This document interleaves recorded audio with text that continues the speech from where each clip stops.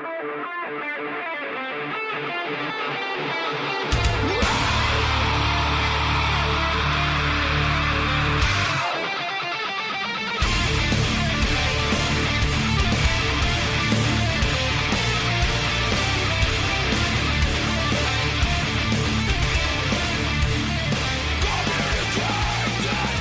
we go. Today is Sunday, February 6th, 2022, and this is episode 262 of the Defensive Security Podcast. My name is Jerry Bell, and joining me tonight, as always, is Mr. Andrew Kellett.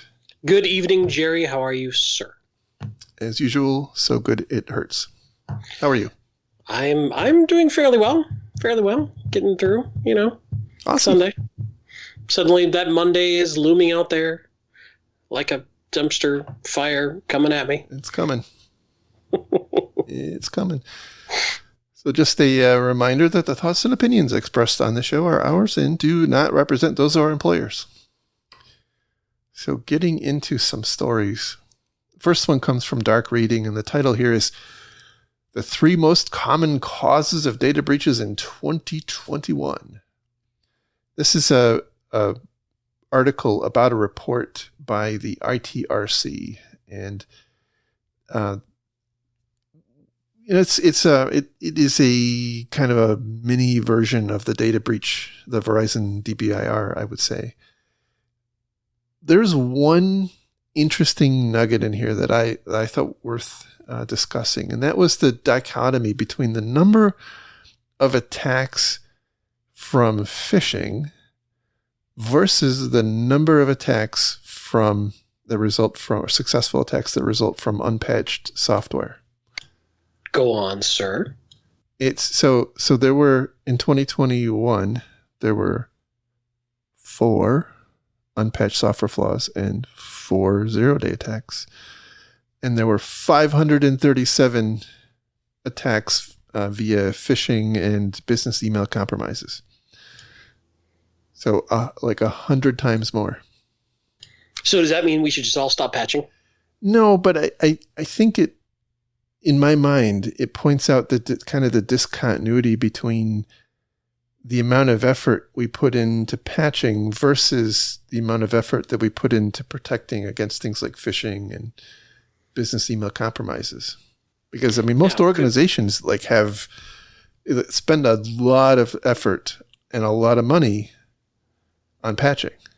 So does that mean that the patching defense is working, so the bad guys are having to shift to a different vector to be successful?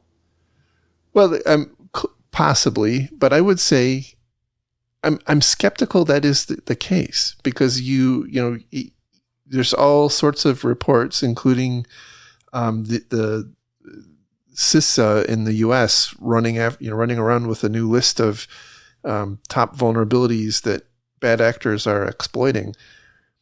I actually think that the companies are not particularly great at patching still.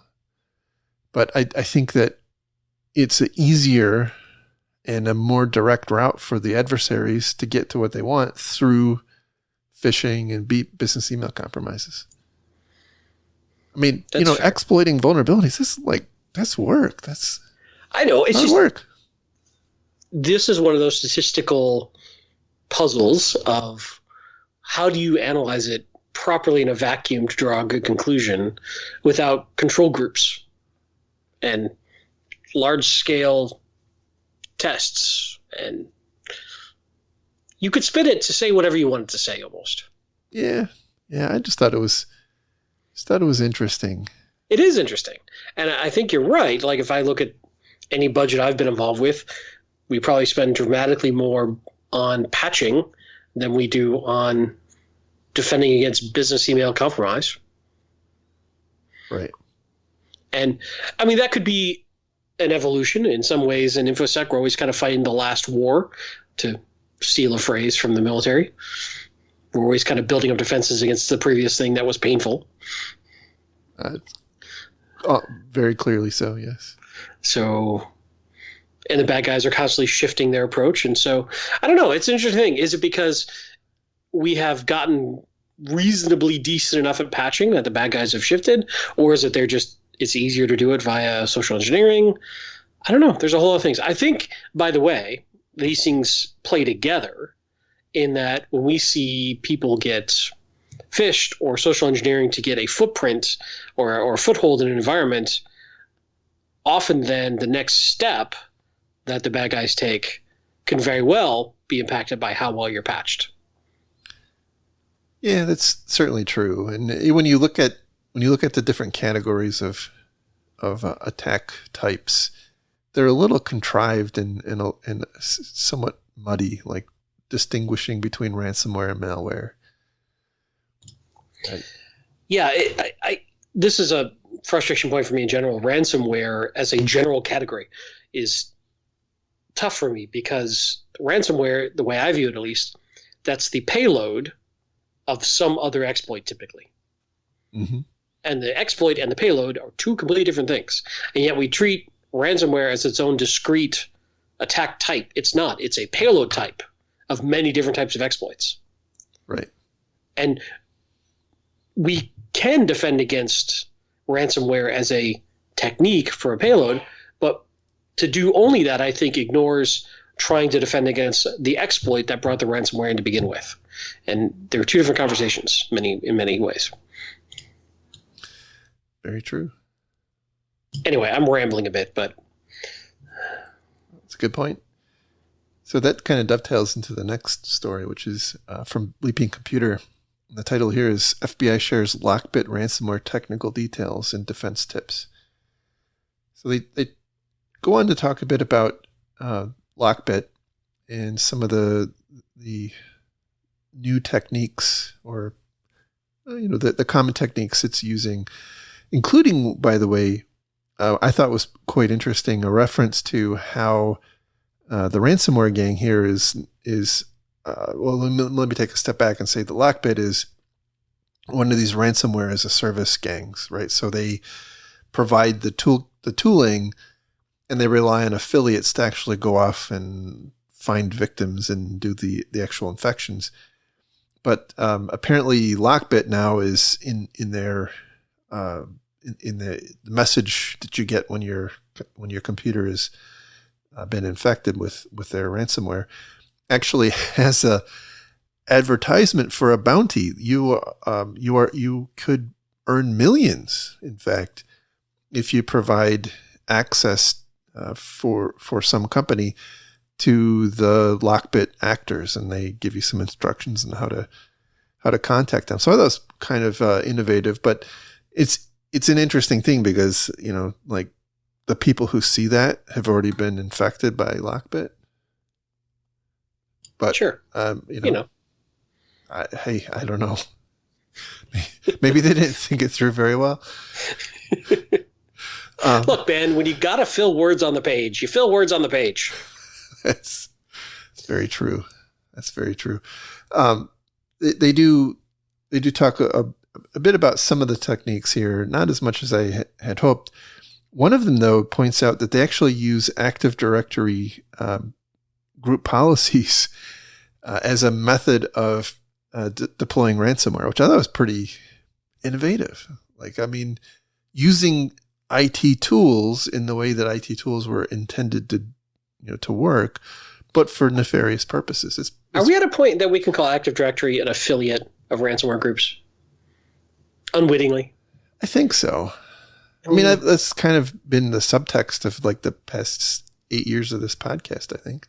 Do you think Microsoft should start getting a cut of all these ransomwares?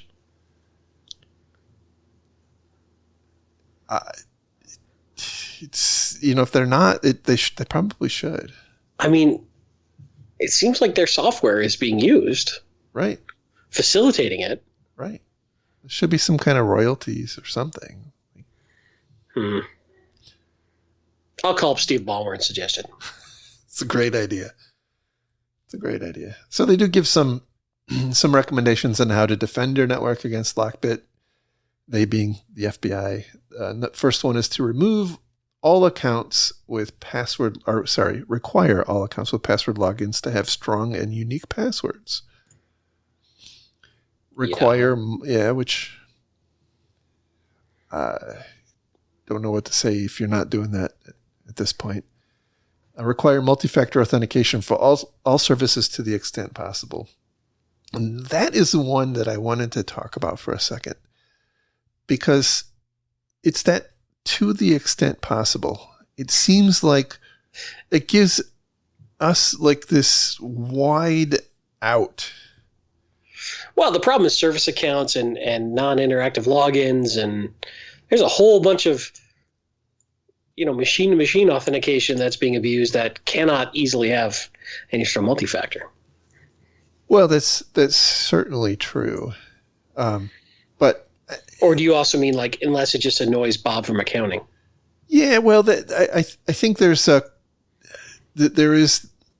certainly that, but then there's also the application that we want to deploy, it doesn't support multi-factor, and therefore it just won't have multi-factor. Like we have it to the extent possible, but that application just doesn't support it.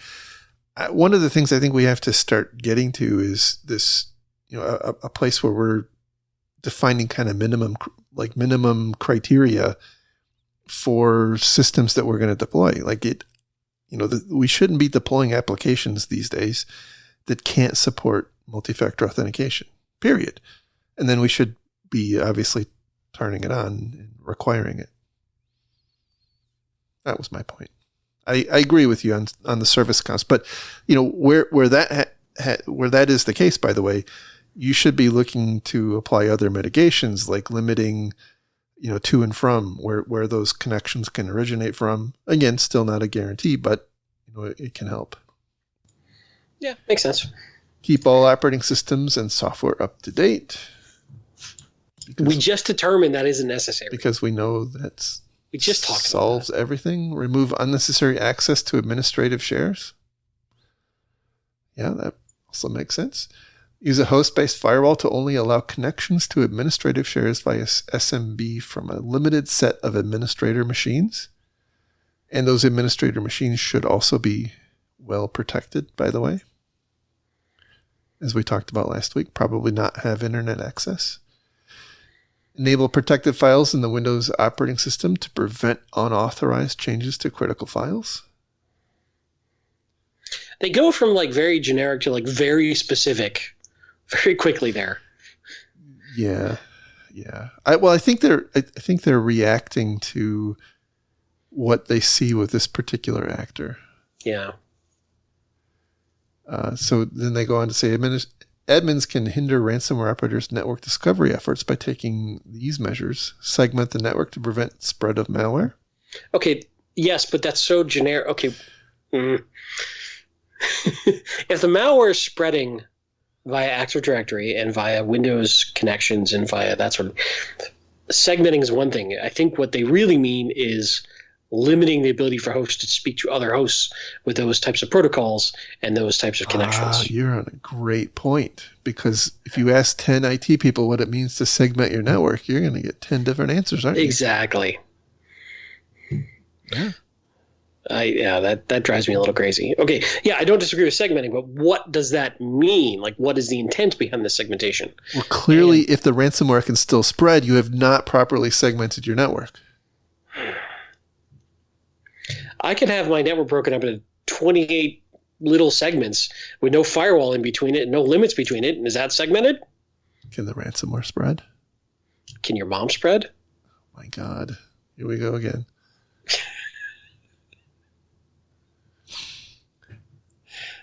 I meant like butter on toast. What are you thinking, sicko?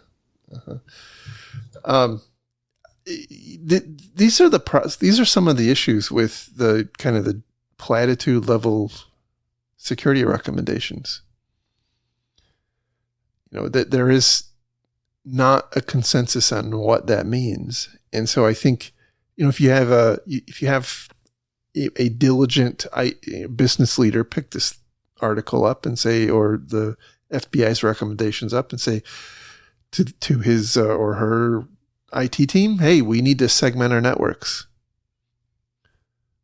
Okay, well, the answer might be, well, our networks are segmented. The servers are over there, everything else is over here. Is that, I think we we have to get to the point now where we need to provide a little more detail. And let's say you're in a cloud environment. What does that mean? You're in AWS, you're in GCP, you're in Oracle, you're in IBM. What does that mean in their vernacular? How do you do it there? Mm-hmm. We can do better. Yep. Next is identify, detect, and investigate abnormal activity, I guess like cyber poltergeist, and potential traversal of the indicated ransomware with a network monitoring tool.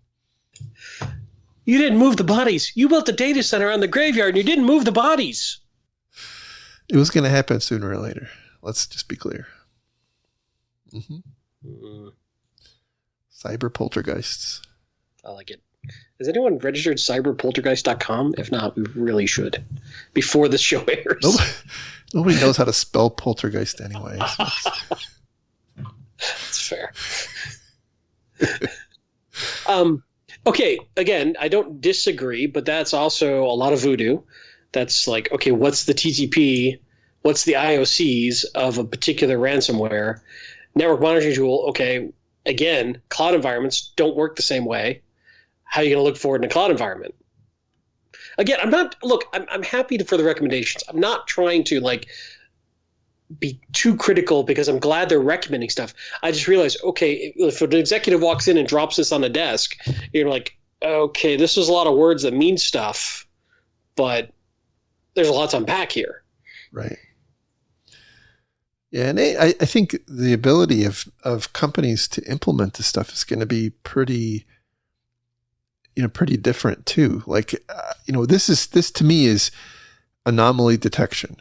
Right. So it's looking for anomalous network flows. Well, if you do that, that presumes that you A, know what normal network flows are, and B, that you have the tools and technology in place to be able to monitor it, and C, you have the people that actually, run all this stuff. And, if you're a small shop with some bubble gum and tape, this is a level of sophistication you might not be able to do. But again, what is it?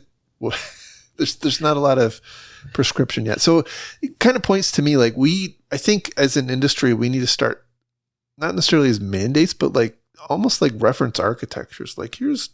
When somebody says segment your network, this is what they're talking about. When someone says, implement multi-factor authentication, this is what they're talking about, and things like that, so that we dispel some of the kind of individual interpretations of these. We keep reinventing the wheel over and over and over again. Right. Yeah, I agree. Implement time-based access for accounts set at the admin level and higher. So that's fair. It seems like a good idea, yeah. Disable command line and scripting activities and permissions. Yeah. Maybe. Depends on the environment and what people do. Probably hose you up if you're actually using that. Right. Maintain this one I think is pretty damn important. Maintain offline backups of data and regularly maintain backup and restoration. Yeah. Ensure all backup data is encrypted, which I guess the ransomware can do that for you.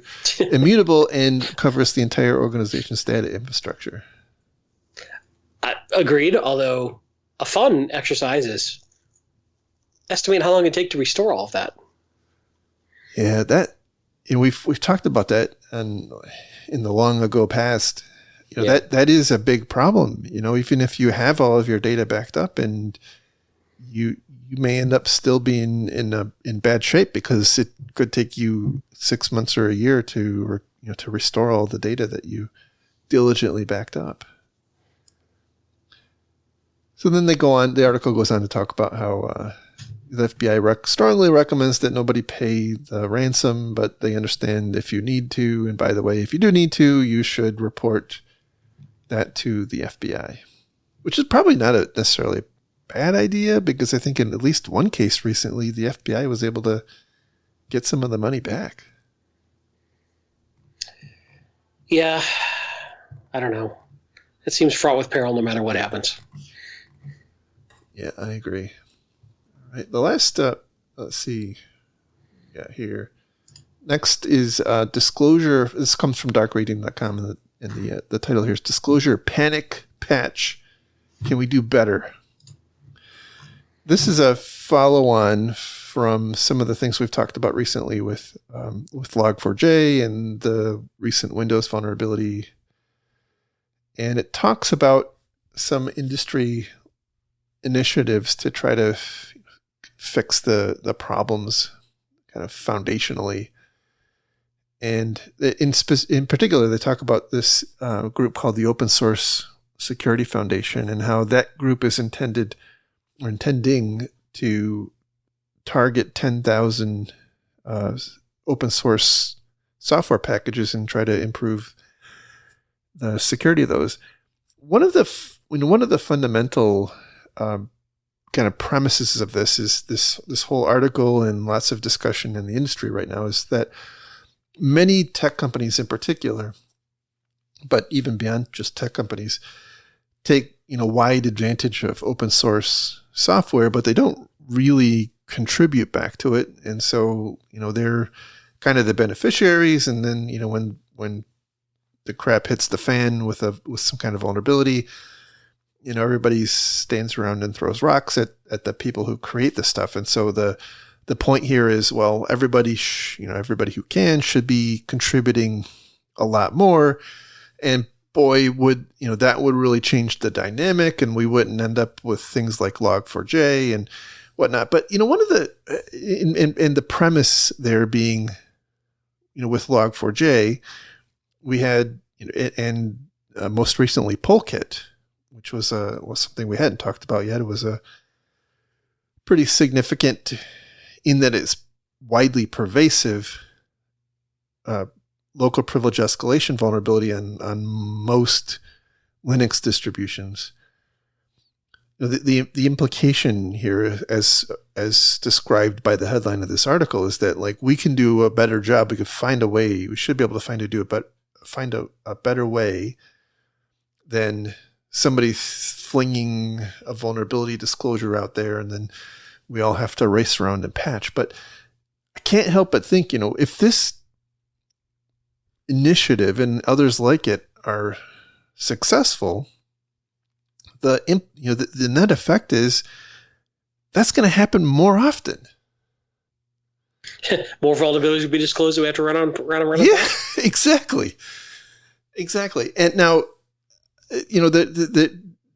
again, I maybe in the far off future, if companies can inject maturity into the open source development process, that will pay dividends down the road, and that these open source tools will be developed in a more responsible manner and not have as many vulnerabilities to have to patch. But in the short term, at least, by short term, I probably mean years, I think additional focus is just going to drive up the number of vulnerabilities that we're going to see. And there's probably, it's not hard to think that there's probably a lot of really ugly, severe vulnerabilities still out there.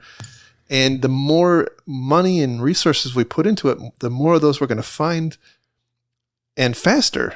And so I think we're actually going to see quite the opposite, that all this effort is going to, at least in the near term, pretty rapidly accelerate this. Which is not necessarily a bad thing, but it's like turning on a new vulnerability management tool to look at code or right. systems you've never looked at before.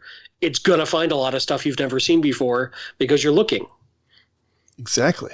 And people sometimes freak out at that. Exactly.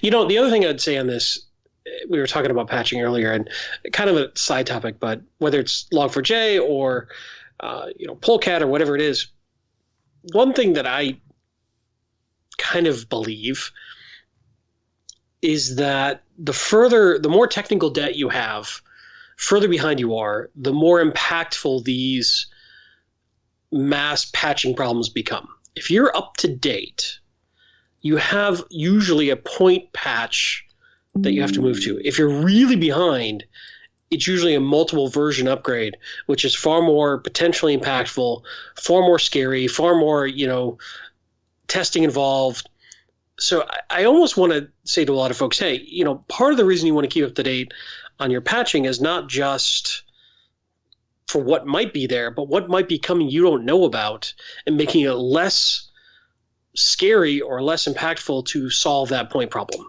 Which is probably not a very elegant way to say what I just said, but no, you're absolutely right. Keeping up is super, super important. And is one of the idyllic benefits of CI/CD, where you are continually integrating the last, incorporating the latest updates of all of your dependencies, and you should never be so far behind, and that helps you. Like at some point, the thing that you're referring to, like there's breaking changes, like something PHP or Log4j or whatever, like it fundamentally changes. It goes from one version to another version, and there's a compatibility problem. And if you stack a bunch of those together because you haven't addressed it in 8 years, that's really daunting. But if you're doing that on a regular basis, not only is it easier to do, the people, your people are much more familiar with the code base, and it should be easier. Even still, it should be easier to get through. So you're absolutely right there. So, but it's a tough problem. Like a lot of times, tech ops organizations are like, "Hey, we're on a version that's stable. We don't want to mess with it." Yeah. But these are the downsides. If you wait too long and you get too many versions behind, when a crisis happens, you're now doing, you've been sitting on a couch. We're asking you to go run a marathon. It's not going to be easy. Right. Right. You got code that nobody's looked at in 4 years. As opposed to, hey, you run a little bit every day. It's not that bad. Exactly. But it's a mindset, and it's not always easy, but it's easy to talk about. It's tough to do. Anyway, carry on. All right. The last story we have comes from CSO Online, and the title here is DHS creates a cyber safety review board to review significant cybersecurity incidents. That'll fix everything. Woohoo. So the intention, this is, by the way, a outcome of the executive order that was put in place at the beginning of last year, I believe it was. And it's kind of loosely modeled after the NTSB, but as this article goes on to point out, there's some pretty material differences between what's being proposed here that's not really being proposed, but what's being implemented here and what the NTSB is and how they operate. One of the most significant things is, the NTSB actually kind of operates in a regulated environment. They're like the people or the organizations that they are working with are regulated, and so there's an incentive for those, the airlines, the airplane manufacturers, kind of the whole supply chain to cooperate because they have to. And we don't really have that kind of a situation in the IT world. So it's going to be interesting to see how that plays out. But having said that, it does seem to make sense that we would actually have some kind of formal oversight or formal introspection into these things to figure out how can we do better. One of the things that concerns me, I'm a little split on this, right?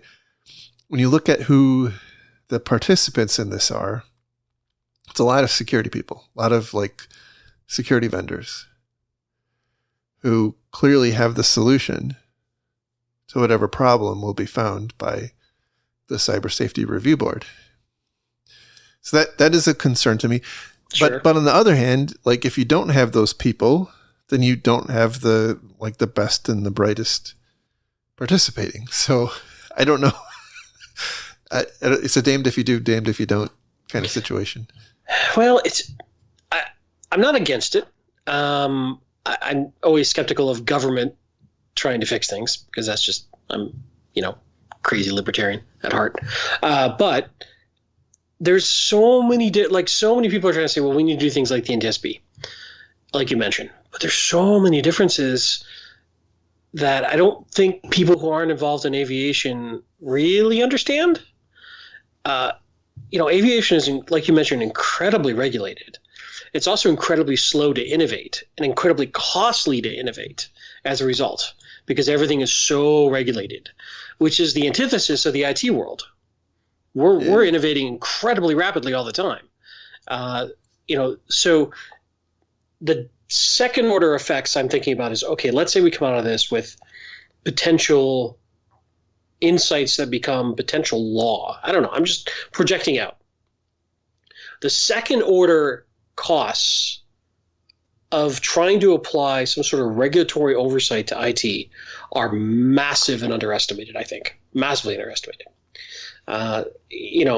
There's the other thing is, a lot of what aviation risk management is understanding risk factors and building regulations around those. Right? We know fatigue causes mistakes. We know landing in certain circumstances, a certain amount of winds is beyond the capabilities of the aircraft. It's very static risk environments that are updated over time, but are finite and unchanging in general because of how regulated the environment is, as opposed to IT, which is changing all the damn time. Sure, we have new airliners come out. We have things that get introduced. I'm really oversimplifying this, but I'm saying the state of change in aviation is incredibly slow, in part because of this. And you don't have hobbyists like building airplane parts in their basement either. You do in the experimental category, but it's very limited. Like if they crash and kill, it's usually just themselves. So that's the next thing I was talking about is all these rules and regulations also apply to the pilots and the maintenance and the dispatch and ATC and all these folks who, again, have this very rigid methodology that they have to follow, at least in commercial aviation. And if they don't, they lose their license to operate. Right? And that's very heavily enforced. Like you mentioned, we don't have any of that in IT. With a credit card, you can spin up a data center in AWS in about 2 hours. Right? So, and I don't know that we necessarily want to lose that freedom either. Mm-hmm. So, mind you, we're talking about in aviation, when things go bad, people usually die. Here, a couple other quick things, and I could go on and on and on this. I won't, though. Let's say this review board starts doing good investigation. We'll come back to that in a minute. How many more times do we have to hear that this was a human error or accepted risk by business that caused this outage or this problem? Like, how many times can we hear from the review board, that you should use two-factor authentication? You should really tighten your S3 bucket settings. You really should train your people not to fall for phishing. I feel like we know the problems. Yeah, that's a good point. They did say that they're going to be focusing on Log4j to begin to start with. Okay. Which I can't help but wonder, like, what is the outcome of that? Like, that one guy back in 2011 or whatever it was, like he made on his own time, he made a bad decision. Well, what I think is going to happen is they'll probably come up with stuff that'll be enforced by federal buying rules of like, you have to go through these new audits or these new whatever. Sure. But I don't know. I mean, I'm not against it because it's one more thing that we in security can bring to our executives and say, hey, the cyber review board says that not having two-factor is causing these problems. We should really get I feel like this is more a matter of almost back to like, hey, if they want to put out reference architecture, that would be helpful. The other thing I was thinking about, I know I'm bouncing all over here, but my notes are a little scattered on this. Legal liability is going to come into play too. How much are you going to disclose to this board we already see this a lot with cyber attacks and legal liability issues and lawyers getting involved and that sort of thing. So that could stymie them a little bit in getting to the truth of the matter of certain, like if they want to look into certain big breaches. I don't know. I'm not against it. I really feel if they think they're going to get the same results as the NTSB. And here's the one other thing about the NTSB. They have no rulemaking authority. All they can do is recommend to the FAA. Right. And the FAA makes the rules. But they have such a reputation that I think people pay attention. Not just in the US, right? Like worldwide. They do, but the FAA and the NTSB are often fighting over recommendations. Like the NTSB gets really frustrated that there's a whole bunch of recommendations they bring out for the FAA and the FAA ignores them because the FAA has a dual mandate. And I know I'm getting way in the weeds of aviation. I'm sorry. But the FAA also is trying to keep costs under control where the NTSB really doesn't care as much. So I'll give you an example. The NTSB right now is recommending carbon monoxide detectors for all aircraft. That's a very costly change for a lot of people, especially general aviation aircraft. I carry a portable carbon monoxide detector. I see the value in it. It makes perfect sense. However, the NTSB has been saying for years, we need carbon monoxide detectors in aircraft. FAA has resisted making that a rule. So you start scaling this up, by the way, and it gets even more complicated. We start talking about airliners, and you're talking about cost of retrofitting airliners, and all this sort of jazz. So to then try to take that monolithic, crazy regulatory environment and drop it over IT, it's just not the same. There's just no structure for that. So I guess where I'm really going with this is if people expect the same outcome or the same type of working structure as the NTSB, I think they're in for a surprise because it's just such a vastly different environment. I'm just ranting about aviation, so I'll just be quiet. But I do think it's interesting. I like the idea of reviewing in a non-biased way without necessarily vendor bias. Here's what the common problems are. Yeah, and which hopefully, I'm gonna stay on the optimistic side. We find a way through this, and it actually turns into something useful, and not a overbearing government bureaucracy. Yeah, and by the way, the people on it, we know a couple of them. They're good, talented people. Yeah, absolutely. You know? So we'll see. We'll see what happens. Absolutely. All right. Well, that is all the stories for today. Thank you again for listening. Hope you found this useful. By the way, I'm going to be changing, hopefully, should be not noticeable. I'm going to be changing how the podcast is hosted. I'm going to a commercial hosting service. So you'll, like I said, I don't think it'll affect anything, but if you do, please have patience. Is this because of all the protests over our spread of misinformation? Yes, the cyber fake news epidemic. That's right. Being deplatformed. I cracked myself up. Anyway, thank you all for listening. We're trying to do this more regularly. I hopefully will, still provide some value to you guys, and you still find the show useful and valuable. And I feel like we're finally kind of getting back in the groove after shaking some of the rust off. But so glad you guys are still out there with us. I haven't done the math, but I think we may have already recorded more episodes in 2022 than we did in all of 2021. So we're on a good trajectory. Indeed. All right. Just a reminder that you can find Mr. Kellett on Twitter at Lerg. That's LERG. And you can follow me on Twitter at maliciousLink. And you can find the show on the web at www.defensivesecurity.org. And with that, we'll talk again soon. Have a great week, everybody. Bye-bye. Bye.